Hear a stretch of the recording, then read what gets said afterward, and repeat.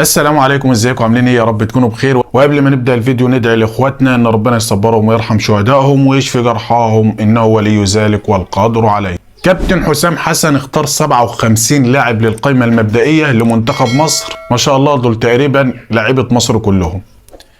حسام حسن واخد 9 حراس مرمى و14 مدافع و24 لاعب خط وسط و10 لعيبه مهاجمين. انت متخيل معايا كم اللعيبه ده؟ كمان بعد ما اخد كل لعيبه المحترفين نزل على القسم الثاني. ودي صوره الكابتن حسام حسن بيحضر مباراه الترسانه وحرس الحدود في اولى جولات دوره الترقي اللي هي الدوره الرباعيه.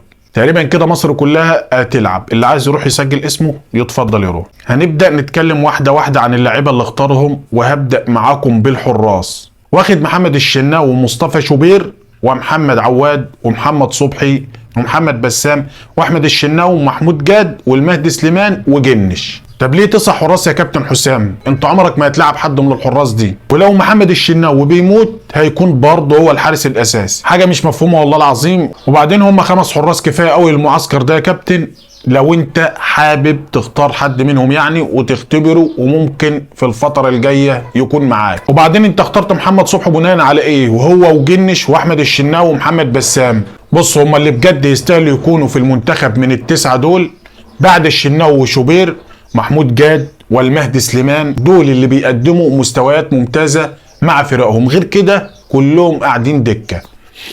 خليك معايا بقى وبص على المدافعين اللي مختارهم كابتن حسام حسن. واخد 14 مدافع يا جماله. اسمع بقى مختار مين: احمد حجازي ورامي ربيعه ومحمد عبد المنعم وياسر ابراهيم وباهر المحمدي ومحمد ربيعه وعمر كمال عبد الواحد واكرم توفيق واحمد فتوح ومحمد حمدي ومحمد هاني وعمر جابر وعلي جبر واحمد رمضان بيكهام. دول المدافعين اللي اختارهم كابتن حسام حسن لمعسكر المنتخب. طب حد فاكر اخر مباراه لعبها علي جبر مع بيراميدز؟ هو ايه ده يا كابتن حسام؟ انا بحبك والله العظيم. وباهر المحمدي كان في الاسماعيلي، كان مدافع ملهوش حل، ما كانش حد بيسال فيه. دلوقتي لما مستواه قل نجيبه المنتخب علشان جمهور يتعقد خالص من المنتخب؟ هو في ايه يا جماعه؟ ايه ده؟ والله يا جماعه انا مش بقلل من حد، بس احنا فينا عيون برضه وشايفين اللي بيلعب واللي ما بيلعبش. ده كمان واخد ياسر ابراهيم اللي بقاله 3 شهور ما شاركش مع الاهلي. يعني طب اصبر، يعني اصبر يا كابتن حسام لما الراجل يرجع من الاصابه ونشوفه مستواه عامل ازاي. ممكن مستواه يكون متغير، ممكن الاصابه تكون مأثره عليه. عمر جابر، يعني عمر جابر كده كده احنا عارفين انه مع المنتخب يعني ما بيعرفش يخسر من غيره. المنتخب ما بيعرفش يخسر من غير عمر جابر، فلازم يكون موجود. والله يا جماعه عمر جابر ده لو عمل للمديرين الفنيين اللي بيجوا يمسكوا المنتخب ما نشوفه على طول كده في المنتخب. حاجه غريبه بجد، يعني في حاجه مش مفهومه. وعندك حجازي عنده 3 صليبي، واخده ليه؟ علشان يبقى 4 مثلا؟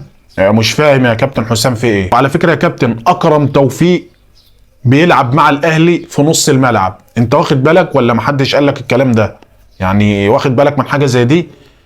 ولا هتلعبوا باك رايت وعمر كمال ومحمد هاني يتفرجوا عليه؟ يعني مش فاهم. عموما هم اللي يستاهلوا المنتخب من ال 14 مدافع دول هقول لك عليهم دلوقتي. هم عمر كمال عبد الواحد ومحمد هاني واكرم توفيق وفتوح ومحمد حمدي ورامي ربيعه ومحمد ربيعه عشان الراجل بيقدم مستويات جميله جدا مع فيوتشر، واحمد رمضان بيكهام. دي وجهه نظري، لو حد عنده راي تاني عادي يكتب لنا. نبص بقى على خط الوسط: محمد النني ومروان عطيه ومحمد مجدي قفشه وحمدي فتحي وامام عاشور واحمد نبيل كوكا واحمد عبد القادر ومصطفى فتحي وابراهيم عادل ورمضان صبحي ومحمود صابر ومحمد هلال واحمد سيد زيزو ومصطفى شلبي وعبد الله السعيد وناصر ماهر ومحمد ابراهيم ونبيل عماد دونجا وعبد الرحمن مجدي ونادر فرج. ده خط الوسط ولا خط بارليف؟ مش فاهم، بس بصراحه خط الوسط ماشي الحال يعني، باستثناء كام لاعب كده يعني مش عايزين نعلق عليهم ونتكلم كتير. بس السؤال هنا وكل الناس طبعا اكيد بتسال زيي: هو فين حسين الشحات؟ ولا هو علشان لبس قناع يعني ما بقاش من مصر يعني؟ يلا ما علينا، هم كده كده اللي يلعبوا معروفين. خط الهجوم ما شاء الله يعني 10 مهاجمين: محمد صلاح ومصطفى محمد وعمر مرموش وتريزيجيه ومحمد شريف وكهربا وعمر الساعي نجم الاسماعيلي واحمد عاطف طبعا نجم فيوتشر، واحمد امين اوفا لاعب انبي، ومصطفى زيكو لاعب زد. بس هو انا ما عنديش مشكله انك تاخد الكم الكبير ده من اللعيبه، بس هل كل اللعيبه او كل الناس اللي راحه دي هتاخد فرصتها؟ يعني كله هياخد فرصته في المعسكر، ولا هو حضرتك بتحاول تعدل التصريحات اللي قلتها من فتره؟ والله يا كابتن حسام انا من اكتر الناس اللي كنت بتمنى انك تتولى قياده المنتخب كمدير فني، انما في حاجات كتير جدا غريبه ومش مفهومه بتحصل منك.